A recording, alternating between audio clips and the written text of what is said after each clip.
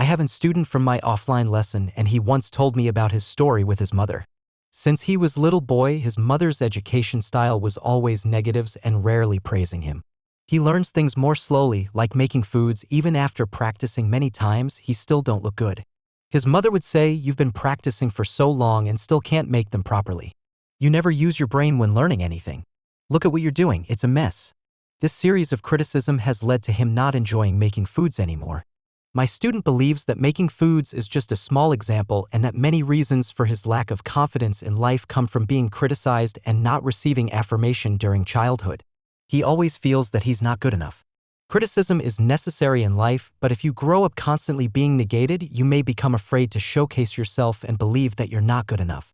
I can really understand the student's feelings.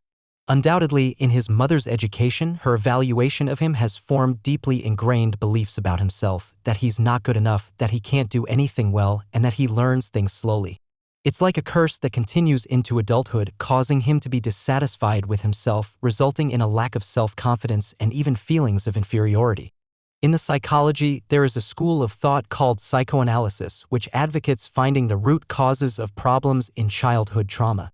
Therefore, tracing back to our growth, the inappropriate behavior of parents during the education process and the harm and blows from the outside world become popular ways for many people to study psychology to solve their own negative states. The reason why this root cause approach is popular is because we easily attribute our dissatisfaction with life and dissatisfaction with ourselves to others. This process of attribution gives us a sense of relief. Now I finally know that today's terrible situation is because of the way my parents educated me. However, similar stories often have opposite versions. I have a good work partner whom I will refer to as A. He grew up in constant conflict with his mother, who primarily criticized and scolded him. Even in his 30s, he still gets kicked out of the house after arguing with his mother with his 2 children and escape into the office. When we see this scene, we tease him, saying, "Oh, you got kicked out again. Looks like it's tough, right?" But his self-concept development is a different version. He often self-deprecates or jokes others. He also expresses strong self-confidence in areas where he has control. In areas where he is not good, he is also willing to admit that he doesn't know or understand, and in interpersonal relationships he shows strong adaptability and flexibility. From these behaviors, it is not difficult to see that he is a person who knows and accepts himself clearly and is very confident. In fact, the friend I mentioned earlier, his childhood growth process was similar. His mother was very capable, so from an early age, her expectations of him were very high. Therefore, being criticized, scolded, and hit by his mother was a common occurrence. In the later grades of elementary school, he was even criticized by his teacher for being too flashy in his dressing, which caused him great emotional distress. But as an adult, he still developed a mature self-concept, gained self-confidence and emotional intelligence, and achieved a satisfactory life. In the previous lesson, I mentioned that adolescence is an important turning point in the development of our self-concept. Before adolescence, our self-concept formation highly depends on the evaluations of others, especially our parents and teachers. How does the evaluation of others affect the formation of our self-concept? Returning to the story of my friend I mentioned today, when his mother criticized him during the process of making foods, it caused him to avoid making foods. He said that if his mother had praised him more and showed more support, he would have practiced more, and as a result, he would be better at it now. Avoidance is the most common coping mechanism we use in childhood when our self is under attack. It is a psychological defense mechanism that protects ourselves from harm. Psychological defense mechanisms are the learned ways we deal with setbacks in life. Their function is to alleviate our psychological conflicts and eliminate anxiety. Our self-concept is like the plane we stand on. When we encounter setbacks, we essentially feel that our self is being impacted and this plane becomes unstable. We have a fear of falling, so we instinctively protect the plane we stand on to avoid getting hurt. Therefore, we automatically activate psychological defense mechanisms. In childhood, we have many psychological defense mechanisms such as avoidance, self-deception, psychological defense, and aggressive psychological defenses. They are like warm clothes we wear to feel safe and warm. On one Tuesday morning, because I came back late from a business trip the day before, I woke up late. Before I even got out of bed, I heard my daughter crying and saying, "Ma, it's all because of you that I'll be late and now I'm going to be scolded." Then I heard sobbing accompanied by the sound of the door closing heavily. I felt that my daughter hurriedly ran out of the house and rushed to school. My daughter is someone who is afraid of being late because being late means being called out and criticized by her teacher. For a child who is entering adolescence and increasingly concerned about face, this is an embarrassing situation. So when she realized that she was going to be late in a state of haste and anger, she instinctively blamed her ma, thinking that it was because of the breakfast that she ate for too long and wasted time. Obviously, in the matter of being late, my daughter finds it difficult to face the awkward situation after being late. This triggers her psychological defense mechanism to protect herself, and she uses the defense mechanism of blaming others. She thinks, look, I'm going to be late not because of me, but because of ma'am. This rationalization allows her to avoid taking responsibility for her lateness, thus avoiding facing her unsatisfactory self. Rationalization belongs to the self-deceptive defense mechanism in psychological defense mechanisms. In the previous lesson, we discussed the impact of defense mechanisms on the development of self-concept.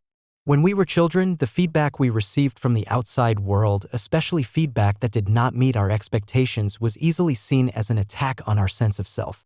Faced with these perceived attacks, we either feel powerless and internalize the hurt, or we strongly resist and project the attack onto the external world, turning it into an attack on others. Whether it is a pattern of powerless resistance or strong resistance, these immature coping mechanisms can persist into adulthood. The habitual internalized attack can make us feel inferior, while the habitual externalized attack can make us emotionally volatile. Sometimes we can become a combination of both. Both feelings of inferiority and emotional volatility are signs of immature self-development. In the previous lesson, we discussed feelings of inferiority, and today we will talk about emotional volatility. You are probably familiar with the word emotion, but you may not know the secrets that psychology can tell you about emotions. Why do we have emotions? Why do we become emotionally volatile? Does improving our emotional state mean learning to control our emotions? How can we bid farewell to emotional volatility and live in harmony with our emotions? These secrets will be revealed in today's lesson. In psychology, emotions, like cognitive processes, are considered psychological processes. Emotions are our subjective feelings, or rather, inner experiences. Feeling relaxed and happy or heavy-hearted and sad are all inner experiences. Emotions have various meanings and values for our survival and adaptation to the environment. For example, emotions sometimes act like a traffic light, signaling to the outside world what I currently need so that others know how to fulfill those needs. From infancy, emotions as innate reactions help us adapt better to our environment. Emotions serve as a means of communication between infants and adults before language development, used to express needs and obtain care and nurturing. For example, a baby uses smiles and cries to attract adult attention and care. I remember when my daughter was still a baby, initially her crying was to tell adults that she was hungry or uncomfortable. But when she was around 5 months old, one day when I came home from work in a hurry, I glanced at the nanny holding my daughter in her arms. Because I was in a rush with work in my hands, I didn't play with my daughter and instead rushed into the room to attend to my own matters. Seeing that her father was ignoring her, my daughter immediately started crying loudly. At this point, her crying was already expressing a psychological need, rather than just a physiological one. Her crying immediately made me realize my neglect towards her, and I quickly took her from the nanny's arms. In that moment, she immediately stopped crying and broke into a smile. For example, emotions are sometimes like the valve on a pressure cooker. The pressure brought by unmet needs is released through this emotional valve, alleviating the imbalance in our hearts and helping us quickly restore inner balance. I don't know if you have seen the movie Inside Out, but if you have, you must have a deep impression of the 5 personified emotions: joy, sadness, anger, disgust, and fear. Undoubtedly, we all love positive and happy joy. Joy represents the emotion of happiness, and we love the feeling of happiness and being happy ourselves. However, this movie is not telling us to become a happy person and stay away from negative emotions. On the contrary, the movie uses an interesting and thrilling story to tell us that every emotion has value. For example, in the film, sadness represents the emotion of sadness. At the beginning, sadness is not well received and is asked by joy to stay in a small circle and not come out. Moreover, sadness herself does not understand her own value, which leads to her exposing herself. However, as the story progresses, sadness's function gradually becomes evident, and she plays her role for the first time in the film. It is when the protagonist's childhood imaginary friend, Bing Bong's moon rocket, is swept away and sent to the memory dump. Bing Bong starts crying loudly, and Joy tries her best to cheer him up but fails to uplift him. At this moment, Sadness appears by Bing Bong's side, pats his back, and expresses his feelings, effectively relieving Bing Bong's sad emotions. Here, the film touches upon Sadness's first function, which is the release of the experience of sadness. In a guidance lesson, I have also given 2 examples, saying that if you are criticized by your boss and want to confide in your wife to resolve your frustration, but your emotions are not accepted by your wife and instead make you even more frustrated. Your child comes home from school and wants to talk to you about their angry emotions, but you also do not accept them. So the child becomes even angrier. This is like if we block the pressure valve of a pressure cooker and do not allow the pressure to be released through the valve, the pressure in the pot will increase, and the same goes for emotions. Not accepting or controlling emotions will only make the imbalanced psychological state even more imbalanced, and psychological pressure will skyrocket.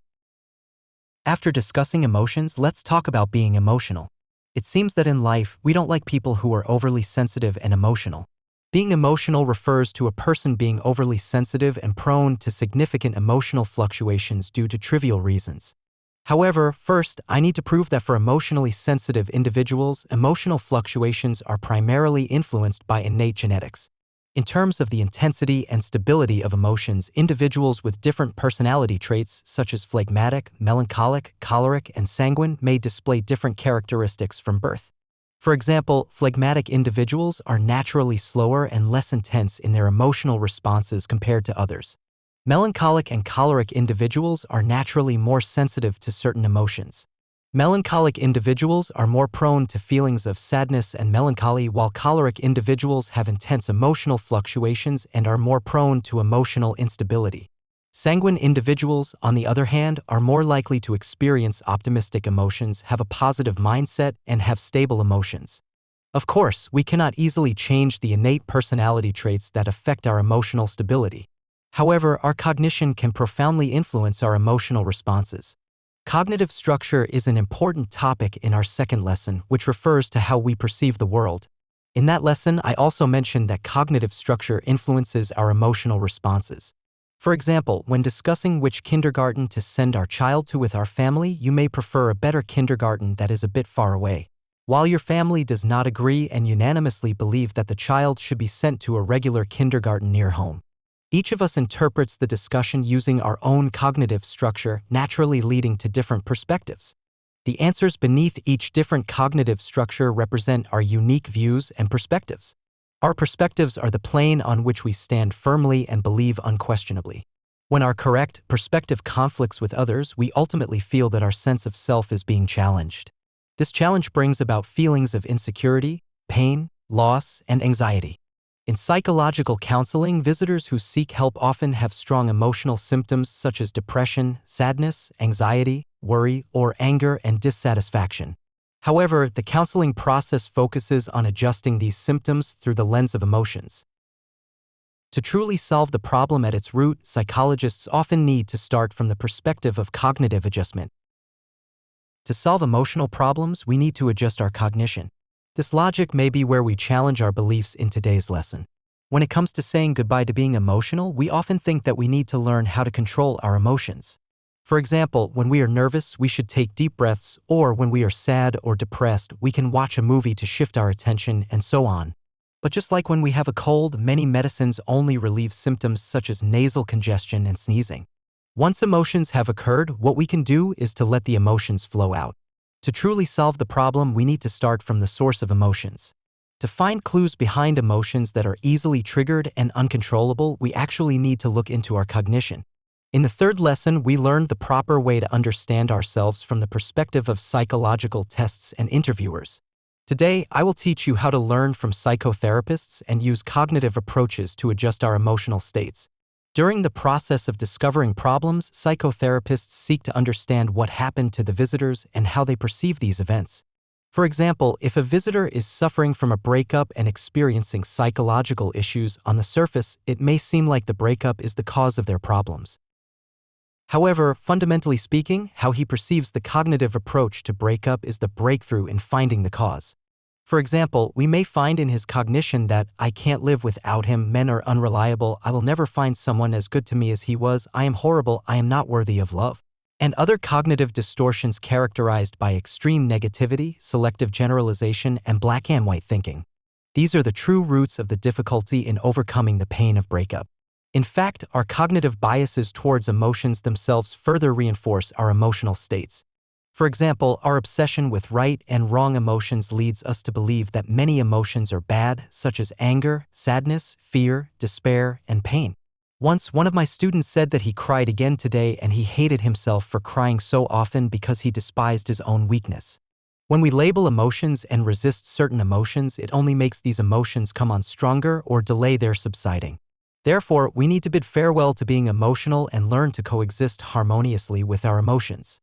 We can use the following two-step method to train ourselves. The first step is to be aware of our emotions when they arise and then be able to recognize and accept them. Those who often experience emotional fluctuations in reality are lacking in the ability to be aware of and accept their emotions. When an emotion arises, if we do not have self-awareness, we cannot recognize it as an emotion.